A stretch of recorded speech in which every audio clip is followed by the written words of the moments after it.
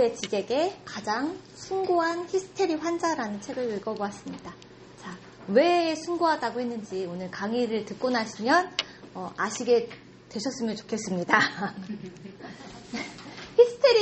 우선 히스테리가 뭔지 이 역사적으로도 히스테리를 명명하는 게 다르더라고요. 그래서 잠깐 짚고 갈게요. 고대 그리스에서는 히스테리가 자궁이라는 어원에서 나온 거라고 이야기하더라고요. 그래서 이 히포크라테스는 히스테리를 어떻게 봤냐? 히스테리 아신다고 아까 저기 학생분 얘기하셨는데 자궁이 이게 딱 붙어 있는 게 아니라 자궁이 몸에서 막 돌아다녀요. 그래서 여성의 여러 가지 질병의 원인이 자궁이 돌아다녀서 생긴 병이야 라고 고대에는 이렇게 말을 했대요. 자, 재밌죠? 중세와 근대 초기에는 어떻게 했냐? 악마가 빙의된 거야. 그래서 막 화형시키고 난리 쳤잖아요. 이상한 악마가 씌인 거야 라고 했단 말이죠. 자, 18세기, 19세기엔 뭐라고 했냐? 드디어 질병이라고 얘기를 해요. 신경에 문제가 있어. 신경학적인 장애야 라고 이야기를 해서 뭐 전기치료하고 막 이런 거 들으셨죠? 이렇게 했단 말이에요. 자, 20세기 초가 되면서 드디어 우리의 오늘의 주인공인 프로이트가 안 나오를 고치면서 히스테리라는 게 무의식적인 잠재된 우리의 심리적인 갈등이 뭘로 출현한 거다? 신체로 나온 거다라고 이제 명명을 했어요. 자, 여기까지 잘 아시죠? 근데 20세기 중반에 누가 나타났냐면 락강이 나타나면서 뭐라고 했냐면 주체가 내 주체를 알기 위해서 내 욕망을 알기 위해서 대타자를 통해서 알게 된 게 바로 알려고 하는 증상이 바로 히스테리라고 하는 거예요. 여기서 멍해지셨어. 봐. 대타자의 욕망을 통해서 내 욕망을 알 수 있는 게 히스테리다. 이렇게 해석을 했단 말이죠. 자, 그런데 지적은 여기서 조금 더 나아가요. 주체 차원에서가 아니라 권력과 이데올로기 차원으로 확장시켜서 뭐라고 하냐면 숭고한 히스테리다라고 얘기를 합니다. 자, 그럼 숭고한이 도대체 뭘까라는 단어를 좀 알고 가셔야죠. 방금 네이버를 찾아봤는데요. 뜻이 높고 훌륭하다라고. 네, 그래요. 네. 태도 좋아요. 네. 이 두 단어로 나눠진다라고 해요. 서브는 무슨 뜻이냐면 아래에서 근원을 얘기해요. 자, 그러면은 리메는 뭘까요? 경계선이래요. 질서와 혼돈의 경계, 의미와 무의미의 경계, 안과 밖의 경계. 그러니까 근원적으로 올라오는 힘이 뭐냐면 경계선에서 어떻게 뚫고 올라가려고 할 때 느끼는 그런 경험이다라고 하는 거죠. 자, 우리가 이런 자연을 볼 때, 대자연을 볼 때, 우와, 아름답다, 이렇게 안 하죠. 아주 이제 뭐 오로라를 본다든지, 원장님 그때 어디 갔다 오셨다고 했잖아요. 나이아가라 폭포. 거기서 느끼는 감정이 우리가 숭고라고 얘기를 해요. 그 숭고는 근원에서부터 내가 가지고 있던 인식 체계, 그 경계를 넘어설 때 느끼는 이 두렵고 떨림의 감정이 바로 숭고다라고 이야기를 하는 거죠. 자, 그래서 지적이 숭고한 히스테리라고 이야기한 것이 히스테리 환자가 그런 경계, 정말 우리가 가려져 있는 이런 장막 뒤의 비밀을 계속 뚫어내려고 흔들어내는 주체이기 때문에 숭고한 히스테리 환자다라고 이야기를 하는 거죠. 자, 그래서 히스테리 담론 락강 책 보면 이렇게 나와 있어요. 우리는 분열된 주체다라고 이야기하죠. 언어에 의해서 소외됐고 분열됐어. 그래서 우린 결여가 있기 때문에 완전한 대상을 찾아서 S1, 주인기표를 향해서 계속 나아간다. 추구하고 나아간다. 그런데 완벽한 대상이 있어요? 없어요? 없어요. 그래서 어떻게 돼요? 우리는 계속 대학기표를 만들고 계속 환상에 빠져서 그걸 반복한다. 쉽게 말하면 프로이트로 따지면 완벽한 성을 경험했다고 이렇게 생각하는 주체가 진짜 그 완벽한 경험을 다시 하고 싶어. 그래서 계속 뭘 찾아다녀요? 완벽한 대상 찾아 산만리 하잖아요. 그러면서 그 환상 대상에 계속 쫓아다니다가 또 털리고 또 꼬이고 털리고. 제 얘기예요. 네. 제가 그랬어요. 요 환상 대상. 자, 그런 것처럼 우리가 비밀을 폭로할 때 지적이 뭐라고 하냐면 은폐된 내용. 과거엔 이렇게 알고 있었잖아요. 은폐된 내용을 파헤치는 것이 아니라 형식 자체를 봐야 된다라고 이야기를 합니다. 무슨 얘기냐면 꿈에서도 우리는 어떻게 알고 있었어요?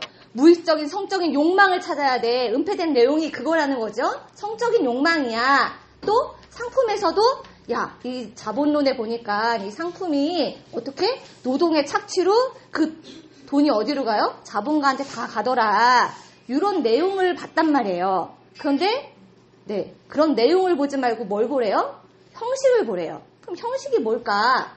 꿈의 형식에서는 은폐된 내용이 어떤 형식을 갖춰서 딱 나와요. 꿈이 나와요. 꿈 작업을 봐야 된다라고 이야기를 하는 거죠. 압축시키고 전체시키고 형상화하고 또 2차 가공하는 이런 형식을 봐야 된다라고 하고, 자본주의에서는 아까 말한 노동의 착취 맞아. 그런데 현대에는 그걸로 몰라. 우리가 뭘 봐야 되냐면 형식을 봐야 되는데, 상품을 통해서 사람들과의 관계가 이제 사람들과의 관계로 안 해요. 뭘로 관계를 해요? 화폐가 나타나면서 사물들 관계로 변장되었다라고 하는 거죠. 이렇게 변장되면서 우리는 전체주의를 살아간다라고 이야기를 하는데, 지금 전체주의라고 얘기하면 저 이제 끌려갈 수도 있어요. 전체주의가 뭘까요? 한 나라의 존립을 위해서 어떻게 하냐면 내 자유 다 포기하고 따라야 되는 게 전체주의잖아요. 그런데 옛날에는 전체주의를 딱 한눈에 알 수 있었어요. 어떻게? 히틀러가 딱 확 지었잖아요. 근데 요즘은 그렇게 안 나온다라는 거예요. 어떻게 나올까요? 환상하고 법하고 딱 하나로 돼서 우리가 교묘하게 알지 못하는 이 SNS, 저 조심스러워요. SNS의 형식으로 그 법으로 만들어져서 우리가 그 안에서 계속 자기 파괴적인. 자, 요게 무슨 뜻일지 생각해 보시면, SNS, 유튜브 한번 보시면 금방 시간이 1시간 금방 가죠. 네, 그런 줄 모르고 그냥 가요. 자기 파괴적인 삶으로 계속 우리가 전체주의 살아가는 건지 아니지도 모르는 상태로 계속 우리는 그대로 살아가고 있다라고 이야기를 하는 거죠. 그래서 히스테리 환자는 전체주의를 어떻게 드러내는가? 자, 은폐되어 있는 전체주의 알려면 누가 드러낸대요? 그래서 숭고하다고 하는 거예요. 자, 3가지 목차를 준비했습니다. 첫 번째는 이 실제라는 게 텅 비어있기 때문에 우리가 그걸 경험할 수 없어요. 우리가 압도돼서 죽을 것 같거든요. 그렇기 때문에 우리가 추상을 한다라는 거예요. 상상을 해요. 상상하면서 상징을 잡으면서 그것과 동일시를 하면서 우리가 버티고 견디는데, 자본주의, 전체주의에서는 상품이라는 걸 가지고 우리가 동일시를 해. 그런데 히스테리 환자가 어떻게 그걸 알려줘? 끝없는 질문을 통해서. 이게 맞아? 완벽해? 아니네. 완벽해? 아니네. 계속 이런 끝없는 질문을 통해서 히스테리가 전체주의를 드러낸다라고 이야기를 하는 거죠. 두 번째는 초자아가, 자, 우리 생각하시면 초자아가 이거 해야 해 하는 명령들을 많이 하잖아요. 근데 그게 사회 법에서 한대요. 그러니까 내가 하기 싫어도 강제로 하게 되는 선택들을 하는 거죠. 그런데 히스테리 환자는 그거 하지 마, 거부해, 반항해, 이거 아니고 더 열심히 따라 한대요. 그렇게 과잉으로 수행하면서 이게 이상하네 라는 걸 드러내는 게 히스테리 환자다라고 이야기를 하는 거죠. 또 마지막으로는 관료법이라는 게 체계 있고 규칙만 앞세워요. 텅 빈 것 같은데 중요한 건 그 안에 권력이 숨어 있어요. 계속 우리를 움직이게 하는 권력이 숨어 있는데, 그런 대타자가 이런 관료적인 법이 뒤끔서져 있다, 결여가 났다라는 걸 인정하면서 우리가 거리를 유지하면서 히스테리 환자가 우리한테 전체주의를 드러내게 해준다라고 이야기를 하는 거죠. 자, 천천히 가볼게요. 실제라는 것이 선생님들 많이 들으셨잖아요. 우악하고 나한테 다가오는 그 실제는 텅 빈 거래요. 그런데 한편으로는 뭐라면 결여 없는 충만함이다라고 이야기를 합니다. 그래서 이 신 생각하시면, 실제하면 신 생각하시면, 물 자체 생각하시면 조금 더 편하실 것 같아요. 그런데 우리 주체가 바로 이 텅 빔이래요. 자기 자신 안에는 아무것도 없어요. 그래서 내가 뭘 욕망하는지 내가 알아요, 몰라요? 몰라요. 왜? 주체는 텅 비어있기 때문에 모른다라는 거죠. 자, 그런데 그렇기 때문에 우리가 그 빈 공간, 이 실제 안에서 살아갈 수 없기 때문에 상징을 잡아요. 자, 저라는 사람은 몇 살, 여자, 누구입니다. 뭐 정신분석가입니다. 아니면 상담자입니다. 아니면 누구 엄마입니다. 이렇게 보편적인 상징들을 밖에서 계속 부여받은 대로 살아요. 근데 그게 진짜 날까? 주체일까? 아니라는 거예요. 주체는 어떻게 형성되냐면 환상적인 대상 안에, 환상 대상을 통해서 우리가 주체가 그 대상과 동일시하면서 내가 주체를 알아갈 수 있다라고 얘기를 해요. 그러니까 환상 대상이 누구예요? 와, 우리 엄마 대단해. 여기 대부분 대타자죠. 이런 엄마와 동일시하면서 아빠와 동일시하면서 선생님과 동일시하면서 자기가 계속 그렇게 자기를 명령하고 나아가는 거죠. 쉽게 말을 하면. 그래서 실제라는 게 아까 말한 텅 빈 상태, 의학하는 상태예요. 그렇기 때문에 우리가 감당할 수 없어요. 그렇기 때문에 어떻게 하냐면 상상, 추상을 해요. 선생님 표정이 막 다 심각해졌어. 네. 상상을 추상하는데, 이렇게 이제 그렇게 상상하고 추상하는 게 나쁘다는 게 아니에요. 상상하고 추상하기 때문에 우리가 실제가 닥쳐도 견디고 버티고 그 상징 잡고 살아가는 거거든요. 그런데 문제는 뭐냐면 상상하는 것이 보편적이고 객관적이고 과학적인 지식이라고 딱 명명이 되면서 뭘 하냐면 상품에 딱 달라붙는 거예요. 상품, 한정판 써있잖아요. 나 지금 어떻게 살아가야 될지 공허하고 어떻게 막 실제가 올라와요. 그런데 뭘 붙잡냐면 상징. 나 이것만 사면, 이 한정판 이번에 이 가방만 사면, 또 뭐 있을까요? 한정판은 차가 안 나오나? 또 뭐가 있죠? 네? 집도 한정판인가요? 이게 한정판이라고 딱 명명이 되고 희속성이 있으면 환상이 돌아요. 뭐가 돌아요? 나 저거 사야 돼. 나 저것만 사면 나 완벽해질 수 있어. 이렇게 돈단 말이죠. 코로나 시기에 마스크 품귀 현상이 있었어요. 마스크 없으면 어떻게 불안해. 어떻게 해야 돼? 이 마스크만 사면 나는 코로나로부터 안전할 거야. 이게 계속 올라오는 거죠. 그래서 그 후에 보면 집집마다 마스크 이렇게 쌓아놓고 계시죠, 지금도? 저희 집, 아니에요? 저희 집에도 아직 잔뜩 있는데, 이렇게 계속 상품을 생각하면서 환상이 도는 거죠. 실제 일어나지도 않았지만 계속 환상이 돌아요. 이 책에서도 무슨 얘기를 하냐면, 화장지가 없어진다는 소문이 돈다는 거예요. 그러니까 어떻게? 막 사람들이 사재기를 하는 거야. 그래서 사재기를 해서 실제적으로, 화장지가 진짜 없어지는 현상이 나타났다라는 거죠. 이렇게 전체주의가 우리는 이것만 가지면 돼. 이런 집만 사면, 이런 내 집 마련만 하면 나는 불행 끝 행복 시작이야. 이렇게 우리를 안정화시키고 유토피아인 것처럼 계속 우리를 직면시킨다라는 거죠. 그런데 다들 경험 있으시지만 이게 완벽해서 계속 유지가 될까요? 저 애 키워봤는데요. 네, 완벽하다고 생각해서 집을 샀는데 애들이 막 난장판에 아니 TV에 보면 그렇게 이 집만 사면 행복하고 나 다 되는 것처럼 광고했는데 실제 그 집에 들어갔는데 이 모양 이 꼴인 거죠. 자, 대타자, 빗금친 대타자예요. 대타자가 완벽하지 않고 빗금 쳐진 거 알아차렸어. 완벽하지 않아. 그래서 나도 완벽하지 않구나라는 걸 이제 알아차리게 된다라는 거죠. 그런데 여기에서 히스테리 증상들은 이런 증상을 뿜으면서 야 이런 보편자, 대타자 이거 진짜 완벽하지 않아라고 이제 알려준다라는 거예요. 그래서 히스테리 주체는 이런 대타자가 완벽할 거야. 정말로 내 답을 알고 있을 거야 라고 계속 질문을 던진대요. 어떤 질문을 던지냐면 내가 진짜 원하는 게 뭘까? 이렇게 질문 안 던진대요. 왜? 아까 주체는 텅 빈 상태라고 했잖아요. 내가 뭘 원하는지 몰라. 그렇기 때문에 타자를 통해서 알 수 있는데 어떻게 하냐면 내가 지금 욕망하고 있는 이 욕망이 어디서부터 왔지? 누구한테서 온 거지? 이런 질문을 던진다는 거예요. 내가 지금 이 학교에 대학교에 가고 싶은데 이 대학에 서울대 네 간판 좋아요. 중앙대 하자고. 중앙대에 가고 싶은데 중앙대에 가고 싶은데 이 중앙대 가고 싶은 욕망은 어디서 왔지?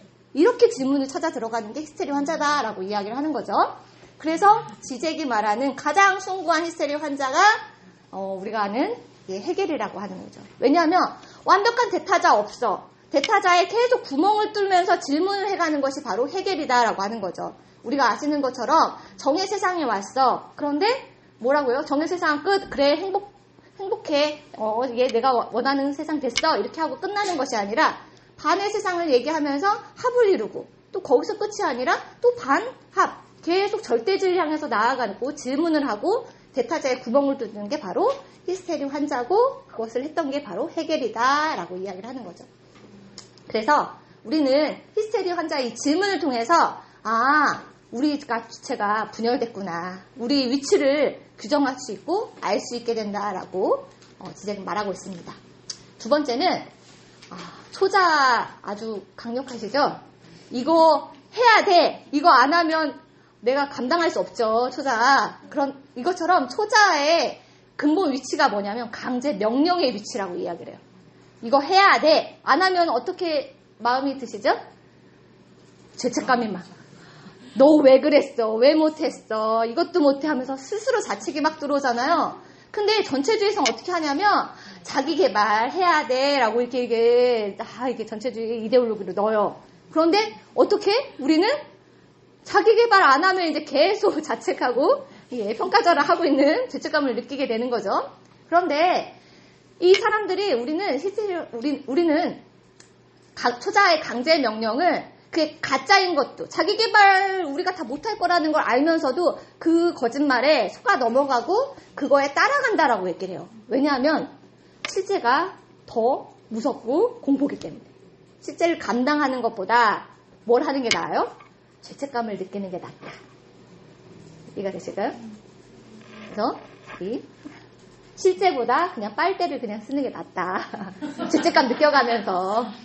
그래서 맹목적으로 복종을 한대요. 이렇게 합리하고 한데도 불구하고 우리는 계속 죄책감을 느껴가면서 계속 하는 거죠. 복종을 하고 있다. 그런데 이런 전체주의는 어떻게 나타나냐면 이런 초자에 작용하고 비슷하게 서의 법이 나타난다라는 거예요. 어떻게? 더 이상 금지 얘기 안 해요. 너 하지 마. 이거 하지 마. 통제하고 그러지 않는다는 거예요. 오히려 향락을 추구한대요. 더 해. 어떻게? 열심히 일했잖아? 떠나. 여행 가야지. 이거는 제인제 이슈가 있어서 계속 얘기 나오는 거예요. 그런데 이 사회법이 미쳤대요. 어떻게 미쳤냐면 요즘 아시죠? 도시마다 지역마다 자기 도시 홍보하고 여행 오라고 광고를 그렇게 많이 하더라고요. 그러니까 이런 광고를 하면서 우리를 오히려 더 어떻게? 여행 가고 향락을 즐기게 계속 공허한 걸 그렇게 대체하게 만든다라고 이야기를 하는 거죠. 자, 그래서 법이 문제가 아니래요. 법이 문제가 아니라 법이 이런 강제적인 필연성을 계속 우리한테 강요할 때 우리가 그것에 대해서 반해서 이야기하는 것이 아니라 거기에 묵인하고 동의하고 합의를 한다. 왜 동의하고 묵인하고 합의한다? 실제가 더 무서워서. 실제가 더 무섭기 때문에 아예 죄책감 느껴가면서 그냥 그 법에 거짓인 걸 알면서도 하고 있다라고 이야기를 하는 거죠. 그래서 이 억압된 진실을 나타내는 게 바로 히스테리 증후라고 이야기를 해요. 이 억압된 진실을 이 평등하고 자유롭다고 겉모습을 계속 우리를 속이는 이런 이데올로기 안에서 계속 증상을 나타내면서 우리한테 히스테리 환자가 알려준다라는 거죠. 야, 자유해 하면서 계속 알려준대요. 그래서 그들이 보기에는 히스테리 환자가 어떤 사람이에요? 미친 자예요.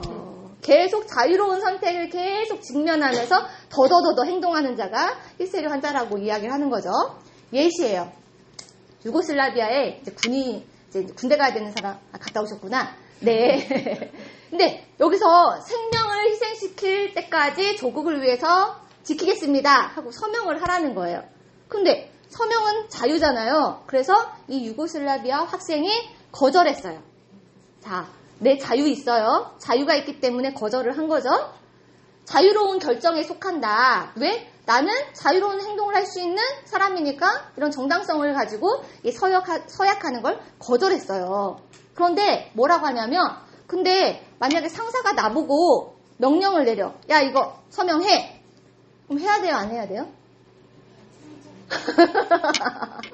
인사하시면 해야 돼 막 이러시는데 그치 안 하면 어떻게 되는데 에? 수감돼요. 끌려가요. 영창 가죠? 야, 그러면 자유로운 선택 있는 거예요? 없는 거예요? 아니, 어떻게 자유롭다고 할 수가 있어. 이 서명 안 하면 명령은 안 내리는데 너 서명 안 하면 대신에 감옥 갈 거야 라고 하는 거죠.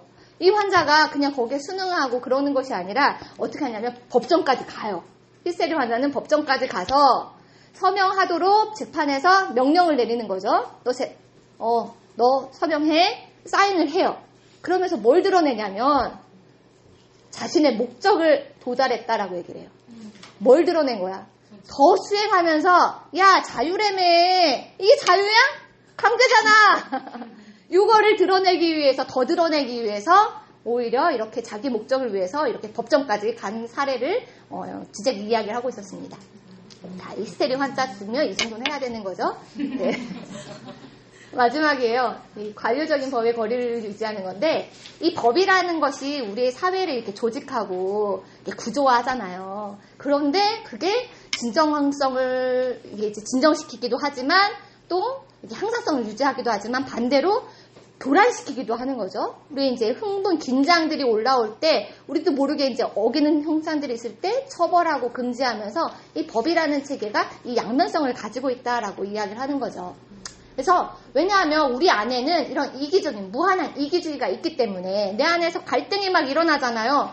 그거를 극복하려고 법에 순응하기도 해요. 그런데 중요한 건 순수한 법의 형태가 이제 변질되었다라는 거예요.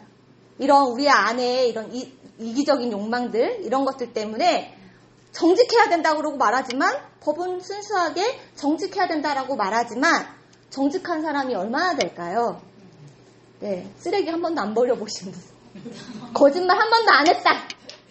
네, 근데 거기에서 계속 죄책감이 들고 두려움이 들고 막 이런 마음이 들게 한단 말이죠. 그렇기 때문에 법의 형식이 계속 변질되어 간다라고 이야기를 합니다. 그것을 이제 이 관료주의법에서는 이 대타자 자신이 이제 이미 구멍이 났어요. 그렇기 때문에 어떻게 법이라는 체계가 우리한테는 대타자잖아요. 근데 변질되면서 구멍이 났어. 그러니까 어떻게 해야 되냐면 다른 대타자 형상을 만들어야 돼.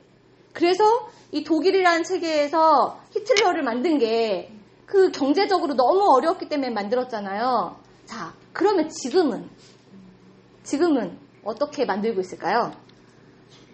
알고리즘 들어보셨나요? 네, 많이 유튜브만 열면 다 나오죠? 네. 자, 궁금한 게 있으면 누구한테 물어봐야 돼요? 요즘은 챗GPT한테 물어보더라고요. 그런데 과거에는 좀 전에만 해도 네이버한테 물어봤단 말이죠. 이렇게 우리가 모르겠어. 근데 완벽하게 알고 싶어. 그럴 때 어떻게 하냐면 대타자를 찾아가는 게 이런 알고리즘이나 네이버가 그 대신 그 우리의 형상, 대타자의 형상이 역할을 하고 있다라고 이야기를 하는 거죠. 자, 그래서 전체주의는 과거에 이제 신이나 법이나 이렇게 그런 것이 아니라 강압적으로 우리한테 들어오는 것이 아니라 야, 내가 니들한테 도와주는 거야. 자, 알고리즘, 야, 너 검색 안 해도 내가 알아서 쫙쫙 띄워주잖아. 그쵸? 네이버 정보 내가 그냥 공짜로 너한테 편리하게 주는 거야. 보편적인 이익을 부여하면서 어떻게 뒤에서 아시죠? 정보 수립해서 경제적으로나 사회적으로나 정치적으로 어디에서 이렇게 큰 어디에서 이렇게 쓰고 있잖아요. 네, 전체주의다라고 이야기를 하는 거죠. 자, 그래서 전체주의는 이제 어떻게 하냐면 우리한테 야, 내가 지도자니까 나 따라와 이렇게 얘기를 안 해요. 선생님들이 잘 아셔야 돼요. 어떻게 하냐면 나 아무것도 아니야.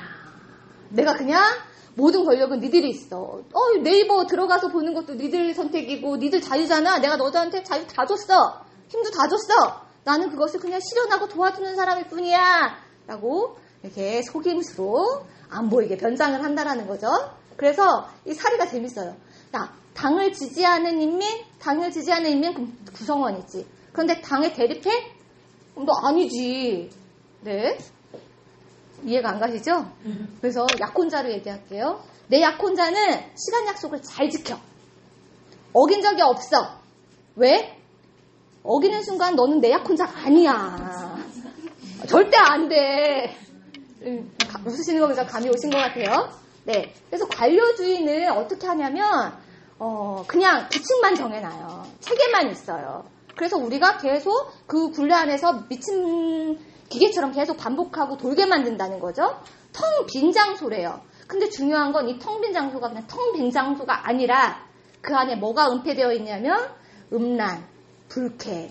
그러니까 쉽게 말하면 이제 우리가 알고 있는 권력의 검은 손이 이렇게 들어있어서 계속 책임은 안 지고 계속 형태만 돌게 한다라는 거죠.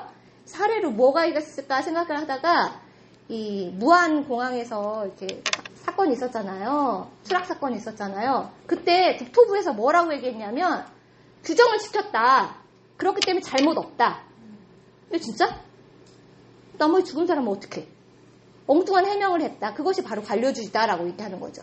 카프카의 소송에서도 문 앞에서 내가 들어가야 되는데 아니야 못 들어가 문 못 열어줘. 근데 죽을 때쯤 되니까 이게 가요? 뭐라고 얘기를 해?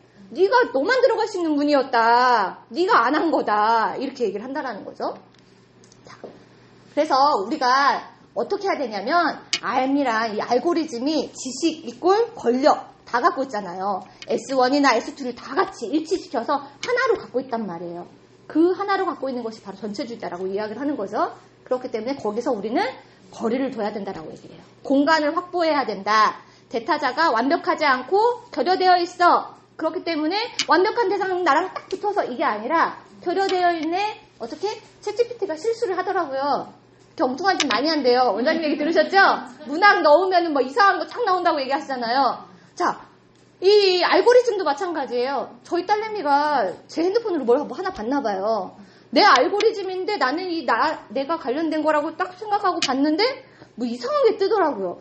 저희 딸내미가 봤는데 이게 이제 내가 보기에는 아니 완벽하잖아. 알고리즘 나한테 맞춰 해야 되잖아. 그렇게 결여가 올 때 우리는 이게 뭐야? 하고 거리를 유지할 수 있게 된다라고 이야기하는 거죠. 자, 그래서 이런 운동 계속 질문을 하고 거리를 유지하고 대타자가 결여된 것을 인정하고 이런 움직임을 통해서 우리가 뭘 할 수 있냐면 자기 투어를 할 수 있고 자기가 무엇을 원하는지 자기 참조점을 찾을 수 있게 되는 것이 바로 히스테리 환자의 질문이고 거리두기이고 또 계속 강제적으로 더 실행하는 모습들이다라고 이야기를 합니다. 그래서 결론인데요. 공산주의, 그러니까 전체주의는 우리 톰 가제리 애니메이션 보셨죠? 이런 애니메이션 환상과 같다라고 얘기해요. 톰과 제리에서 폭탄 맞고 빵 터져도 다시 멀쩡해지고 시층에서 떨어져도 납작해졌다가 다시 일어나고. 네. 근데 그게 지금 이 환상의 세계에서만 생각을 하는 것이 아니라 우리 지금 현실에서 이 핸드폰, SNS 요거랑 이렇게 연결시켜서 우리가 생각을 해야 된다라고 하는 거죠. 끊임없이 내가 파괴해도 다시 일어나고 파괴도 다시 일어나고 계속 내 시간을 잡아먹고 나를 파괴하는 그런 체계가 우리 안에 계속 우리 삶 속에 있다라고 이제 그걸 봐야 된다라고 하는 거죠. 그래서 히스테리 환자는 이 본질을 숨기기도 하지만 어떻게 하냐면 폭로하기도 한다라고 하는 거죠. 왜? 폭로하는 아무것도 없어요. 완벽한 대사 없어요. 근데 그걸 계속 찾아다니면서 우리가 완벽하다라고 전체주의로 묶어놓는 그 은폐된 것을 어떻게 하냐면 드러내고 폭로하는 게 바로 히스테리 환자다. 그래서 숭고하다라고 지제금 말하고 있었습니다. 강의 마치겠습니다.